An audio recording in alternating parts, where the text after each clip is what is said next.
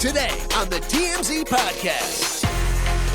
Hello and welcome to the TMZ Podcast. I'm Charlie Cotton and today I'm joined by lawyer extraordinaire and most popular guest on the podcast so far. Oh, I appreciate hearing that. I saw you posted a clip of us talking about Tommy Lee's wiener. So this doesn't even have to be like a 3-pack of legal stories. This can be a regular story. This can be whatever story we want. All right, let's do it. And today we want Jussie Smollett. All right. Remember him? It's a strong start. Yeah. The guy who faked his own, was it they trying to abduct him? Where they had the rope around his, I don't know, a racial incident, a hate crime. He's now in rehab. Wow. We'll tell you why. Travis Kelce bought a new house valued at $6 million because he needs more privacy for what him and Taylor Swift are getting up to. My man's leveling up. Yes, leveling sir. up. Yes, sir. But to begin with, Sophia Bush, remember her? She's from One Tree Hill. She is in a new relationship with Ashlyn Harris from the U.S. women's soccer team. Yeah, sort of a soccer legend in her own right. They're both they're both kind of retired from their professions a little bit, right? They're like sort of late 30s, early 40s. They were both in relationships, married women. Ashlyn Harris was married to a woman. To a teammate. Sorry, Ashlyn Harris right. married to a teammate. Sophia Bush was married to Chad Michael Murray. For a time. And also like a businessman, this guy, Grant Hughes. That's right. But now they're in the process of a divorce because the new relationship is Ashlyn Harris and Sophia Bush. And this came out of left field. It's caused a lot of conversation in our office and a lot of maybe some confusion. But are you that confused that, they both had relationships? Obviously, Ashlyn Harris was already in a same-sex marriage. But Sophia Bush, this is news to people that she's now in love with a woman. Are you that shocked by it? No, I'm not that shocked by it, partly because I didn't really know who Sophia Bush was.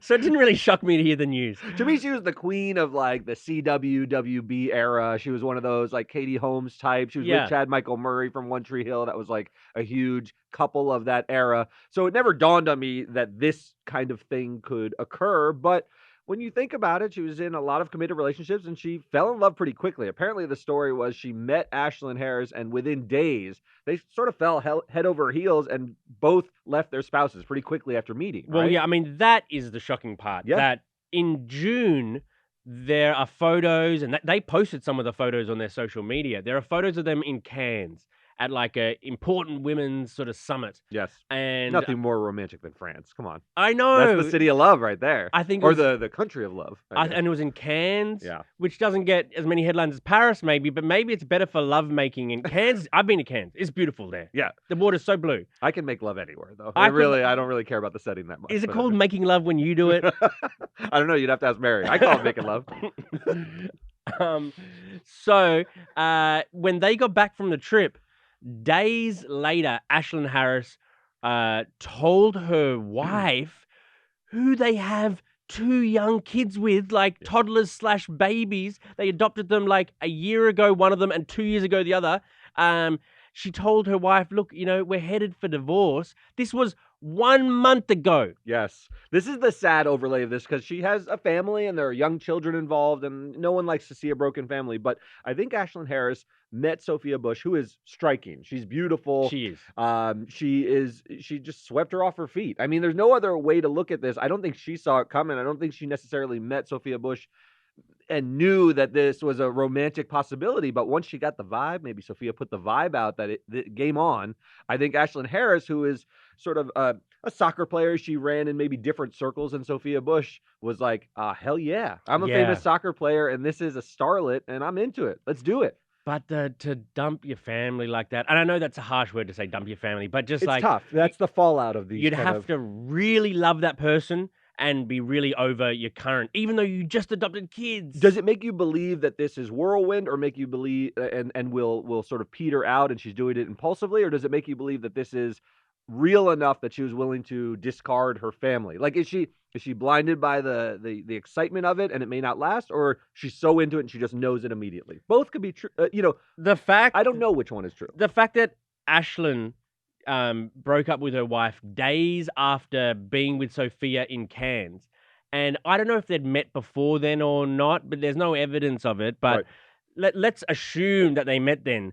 Then that is wild to go on one trip and then break up with your wife, with your family. That'd be, I mean, you have to assume maybe they had correspondence before then. You say it's so wild, but I remember early Charlie when I used to work in this office. You used to fall in love quick. Yeah. That was your thing. You would go to like the desert, you'd do your desert things, which I won't get into detail, and you'd come back in love every weekend, and then you would share the women with me. Not share them with me, but oh my god! I've been married the entire time, you know me. But you would share the stories, and I would sort of vicariously get these thrills of like, to be young again, because you were to be young, like you were doing that when you were young.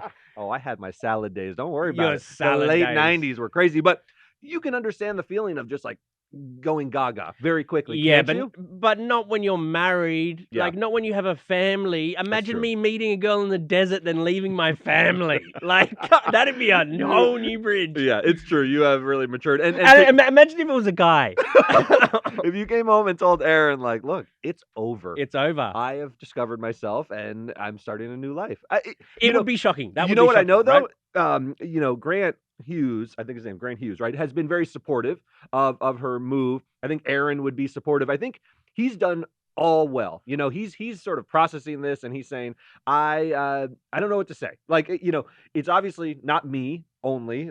She's just interested in other things, and I can't provide what Ashlyn Harris can provide. I think it's actually easier to be supportive when you're left for a woman, a person of a different sex, because you really can't do that for that person. So he's just saying, hey, she's on her journey. And you would think that potentially in their, years-long relationship, because they're like having sex and that sort of stuff, you would have an inclination about what that person's into, and maybe you realize that she can't get fully satisfied by what a man can provide. I think that's right. I mean, we're getting sort of very personal and honest, but when you're with someone for a very long time, you've been with Aaron for a long time, I've been with Mary for a long time, you know everything about that person intimately. You know every nook and all cranny. the details. They know everything about you. They know your interests and what you look your like, predilections naked. and all that kind of stuff. And so, on some level, are you saying he may not be as surprised as the world is? Because he's not as surprised as the world. He's not as surprised as the world. Yeah. But it does affect him more. Yeah. And it's just like me scrolling through their old wedding photo. Well, old, they're from like a year or so ago. Like me scrolling through the wedding, just like imagine, did he know? Like, I don't think it means their whole marriage was hollow and a lie. No. I don't think it means that. I think she's just like maybe a person who falls in love with people, and she met Ashlyn Harris and she was like blown away. This was the person she's been looking for. Maybe there's some sort of soulmate type connection, and then she looked at Grant and she was like, God damn it, I gotta get out of this. I'm not getting any younger. Also, I believe that these things happen quickly when you're a little bit older. She's not old by any stretch, but she's 41 years old, and you want to get busy living, because you probably feel this to some extent. I certainly feel it. When you get older, you're like, man, I got no time to waste. If I'm like looking at someone and it's not working, you move on. Keep it moving, because you don't have much time. I mean, look at Harvey. Harvey's got to keep it moving, man. He's in his 70s. You got to keep it moving. That's why, like, I've always been like prescribed to the fact that you got to really celebrate each chapter of life and live that chapter. Like, even when I was 20 or even when I was 30, now I'm a dad. I really want to like live this chapter to the fullest, spend as much time with my kid, be the best dad, la la la. But when I was 20, I was like, I'm not going to be 20 forever. Yes. I know that, men get married around 30. We live to about 80. Yeah. So that's 50. Good luck with that, man. Well, I mean, we got 50 years after, Yep. So this is a special little time where you can, experiment. Yeah. You know what I mean? And just figure out life, and so you don't look back and wish you'd used your youth better. So, you can be content. No, I totally hear that. And that sounds like something you do in your 20s when you sort of are figuring it out. The fact that she's doing this in her 40s, it's a little surprising to people that she's kind of now experimenting. Although we don't know whether Sophia Bush had other relationships that maybe weren't public, where she sort of always had these inklings. So it's a little strange that she's like awakened this late in life, but this happens, because there's like a phenomenon there. They are called, I think colloquially, not in an offensive way, late in life lesbians. Yes. People who discover this and have this awakening later in life because she's been with men and she's like, something's missing. And why not? Because if you went your whole life sort of like trying to push down those instincts within you, that's a sad way to live. Yeah. And then, when you get really old, you probably regret it. So, it sucks to be the spouse. Completely agree. But I hope her and Sophia and Ashlyn are like stoked and live happily ever after. I agree. They seem very happy right now. I'm sorry about the fallout of the other spouses. And if Sophia, when she was a starlet, had some pressures to be sort of young and available, maybe she had agents who said, like, you're hot stuff. You're the WB girl. Go with Chad Michael Murray. Yeah. And now she's like, screw that. I'm a little bit older. I want to do what I want to do. I think that's wonderful. It's still watch this space because it's so new. It's fresh. They don't know each other very well. We're gonna find out in real time because there's a lot of interest on this couple. All of a sudden, Ashlyn Harris, will be interesting to see how she adjusts to this level of attention and celebrity because, Sophia Bush has been through it. I don't think Ashlyn Harris is. Okay, moving on to our next story. Jussie Smollett, who... Back at it. He's back at it. Yeah. He's going to rehab. Yeah. Or is he? Yes, he is. Yes, he is. I'll take him for his word. This would be a weird second hoax. It would be. So, obviously, he got famous over the hate crime hoax with those Osendario brothers who were... They were his trainers, and he convinced them to, fake his, a hate crime against him. Yeah, even though they're all black. He's been convicted of this, although I don't think he's ever fully fessed up to the fraud of it all. And there's still an appeal. There's an appeal pending. He was sentenced to 150 days in jail. He got out. He spent less than a week behind bars. Yes, but while the appeal is pending, once that appeal, if it's affirmed, you got to serve your sentence. It's like, hey, there were no errors in the court, so you're going to go back to jail. Right. This is why I think this is interesting now because we're told that he's in an outpatient program, which just means you're not sitting in a facility and locked in there. It means you can go about and live your life, but you're going to regular meetings. It's an outpatient. It means you don't sleep there? You don't sleep there. You sleep at home and you go in. At home. And so you have some... when you go to a serious rehab, it's 30 days. You're locked up. They try to wean you off. It's very sort of close, restrictive environment. Here is outpatient. So, this is I don't want to say the easy way to do rehab, but it is the less intense way to do rehab. But I think he's sort of setting up a little bit, just because he's Jussie Smollett, so I always think there's maybe some angle or calculation, is that he's trying to look, I was drug-addled, and that was some of the reason. There's a sort of narrative that you create while this appeal is pending that makes you look sympathetic. You say, look, I'm working on my problems. The place for me is not a jail or prison setting. The place for me is a rehab program where I can work through my issues in that environment. So if you're cynical, it looks like he's just sort of setting up a narrative. If you buy it, then it's like, hey, he's trying to get his life on track. That's great. Well, I mean, that is the narrative that people, like the lawyers defending Jussie, are trying to paint, that he was convicted largely on the groundswell from the public, that because this was such a big story, the judge, people felt compelled to sentence this guy. But his lawyers are saying, if you look at the cold, hard facts, he didn't actually commit any crimes. Right. Look, I think there were a lot of problems with this story. We had some skepticism when it first came out. And I'm hesitant to come out against someone when they are saying they're going to outpatient rehab. It's a sort of very sensitive topic. I have it in my family history. I'm sure you've known people who have had addictions, and I don't want to be insensitive to it, but Jussie has earned our skepticism. And that's why I think you have to at least question what's going on with him every time he does something. The problem with the nature of the crime he committed is I don't know when to believe Jussie anymore. I know. And that's used to be he was an actor, and then was like off screen. I was like, oh, are you a normal person off screen? Oh, not. You're not a normal person off screen. You do weird things off screen too. So he's left me in a very confusing situation, right? I mean, is that how you feel about Jussie? Whenever I hear a story, I'm like, I sort of believe it. I don't know. It's boy who cried wolf. Yeah. It's boy who cried wolf. And more than that, which is a big issue with him doing it in the first place, is that now you're a little bit less likely to believe other people's stories that aren't even Jussie. And so that's a lasting impact, really negative, especially because it was about a hate crime. Yes. You don't want to muddy that water at all. Like, if someone claims something like that heinous, then they should be believed fully. But now, because of Jussie, it adds a little extra, I agree. People have lied in the past. Because now you think about it every time you hear hate crime. Is this a Jussie situation? That's a bad thing. It's a disservice to real victims. Hate crimes exist. Asian hate crimes, anti-black hate crimes, they do happen. And when someone fakes one, which is what he's been convicted of, although he denies it, it adds doubt. And that sucks. That sucks. Because it's horrendous. But that's not a crime. That's not a crime, though. And so... What's not a crime? Like he's convicted of a crime. Well, I mean, making us believe. Oh, right. The boy who cried wolf stuff isn't sort of like a crime, but it's a lasting negative impact. And I don't know I'm no lawyer. You are. The lawyers for Jussie are saying no crime was committed here, only sort of some bad stuff. Yeah.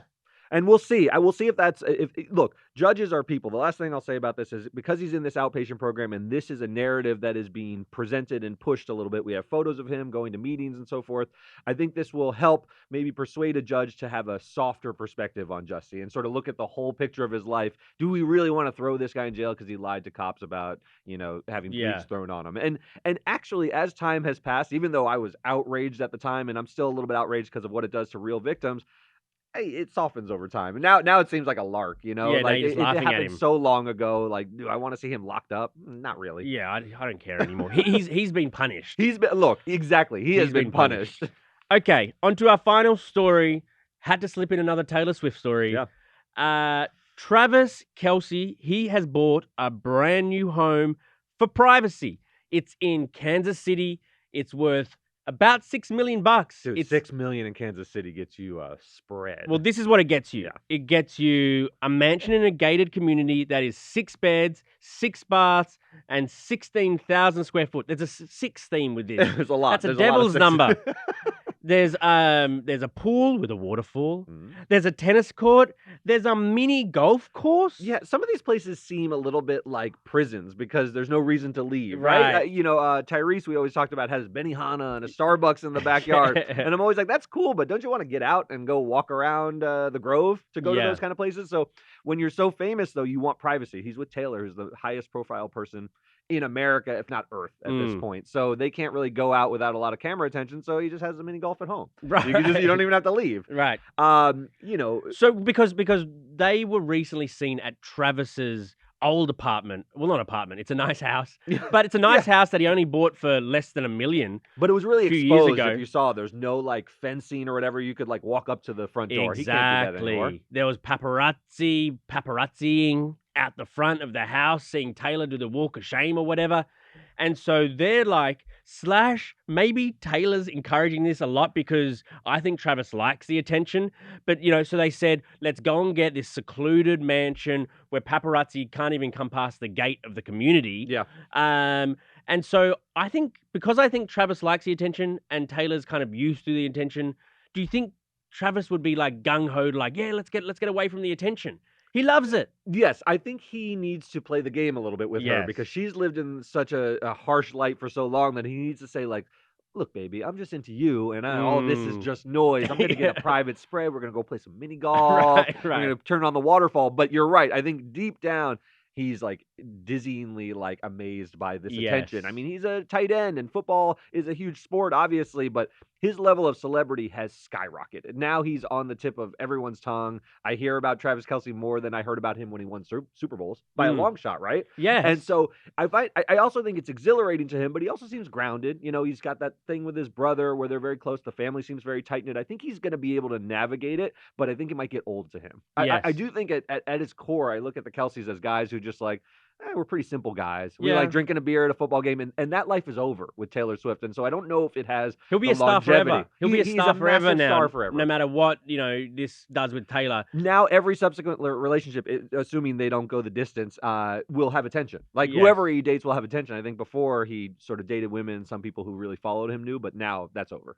He's huge. He's huge now. Do you think that these two have the potential to sort of like end up together forever? It's way too early because they're so new and they barely even know each other yet, probably. It's way too early, but this is what I'll say. I think her earlier relationships were all doomed because she was in her 20s and the level of celebrity was so high, and she was dating guys like Harry Styles and John Mayer. Those guys were not like serious people for her. Now they're both 33. I think the fact that they're both at the same stage of life gives it potential to last. What do you think? That's baby making years. Yeah, that's baby making years. Oh, if she gets oh man, then could you imagine?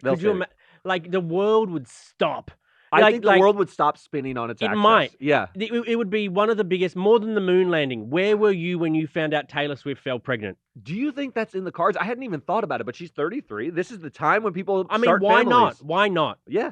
Why not? I think she could probably support it. I think she's got enough like squirreled away from her tour. She's a $4.1 billion tour. I think she can make it. Well, congratulations go out to Travis and Taylor. Early congratulations on their unborn child. And little Tom. Little Tom. Little Tom. Will he be a singer or a football player? Time will tell. Okay, thank you for joining me, Derek. Always fun. And we'll see you guys here tomorrow. Bye.